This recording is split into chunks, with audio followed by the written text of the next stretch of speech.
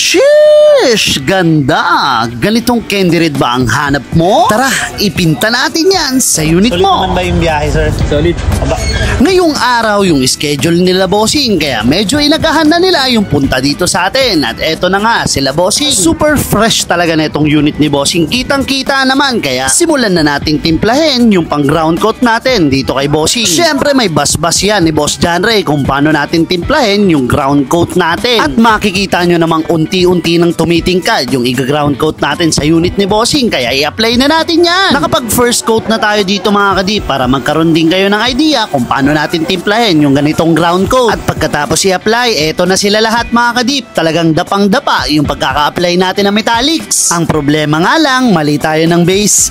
May patimpla-timpla pa tayo. Eto naman pala yung babagsakan nating base coat. Mas gusto kasi ni bossing yung dark, kaya nagkamali tayo ng tinimpla at base coat. Kaya no choice mga kadip, kundi ulitin lahat kahit tapos na. Yan yung mga hindi nyo nakikitang aberya sa aming mga pintor, na kapag mali at kailangan ulitin, walang ibang choice kundi ulitin para lang gumanda yung mga ginagawa natin. Basta palagi nating tatandaan na lahat ng pagkakamali natin dapat may natututunan po tayo. Syempre para hindi na maulit yung mga ganitong senaryo. Pagkatapos natin i-apply yung ground coat pati yung top color mga kadip, eto na siya. O diba, mas naging dark at mas naging matika yung pagiging candy red niya. Nang makuha na natin yung kulay, hudyat na para i-apply na natin yung ating top coat. Walang iba, syempre, nippon paint yan eh. Kintab na tumatagal at syempre, tigas na matibay. Pagkatapos mga kadip, eto na sila lahat. Papatuyuin na lang natin yan, tapos ikakabit na ni Boss Rodel. At habang kinakabit, dumating sila bossing. Kaya ipaparekta kilatis na rin natin to sa kanya. Habang tinatapos ni Boss Rodel, ikabit yung ibang mga pyesa niya. Halos hindi makilala ni bossing yung unit niya, kaya biglang napahima si bossing sa unit niya. Ayun, mamaya-maya lang malalaman na din natin kung approve ba yung trabahong ginawa natin. Pero bago yan, ilabas na muna natin yung unit nila bossing. At para na din mas lalong makilatis ni bossing sa liwanag yung trabaho natin. At syempre, big shoutout kay Boss Bilay natin na nagpa-powder coat ng araw na yan. Tara,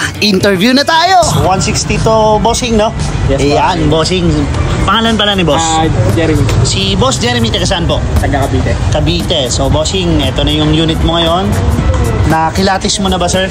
Ganda, boss. Solid. Yan. Kuha yung anak. Sulit naman ba yung biyahe, sir? Solid. Aba, kung i-rate mo siya 1 to 10, Siyempre, boss din yan. nakuha naman natin perfect score. Boss. So, ayan, nakita nyo naman kung gaano ka-solid yan. At saka first time natin ginawa tong kulay na to. Hindi ko alam kung ano yung itsura niya sa araw. May montage na lang natin.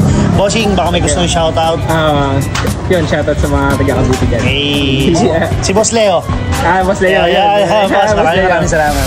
Project done tayo mga kadip, at maraming salamat kay bossing sa pagdayo sa Polworks Hydrographics. At big shoutout kay Boss John Ray ng Tint New One sa pag-rescue ng oras na yan dahil naubusan kami ng candy red. Salamat kuis, naging parte ka ng project na to. At syempre sa tips na din kung paano natin mapapalabas yung ganitong kulay. The best ka talaga, at nakuha naman natin yung project natin na gusto ni bossing. Muli, maraming salamat sa mga nanood, at syempre sa Team Polworks. Sa mga gusto magpagawa ng mga ganitong project, punta lang kayo sa shop. So paano? Kita-kits next vlog. To God be the glory.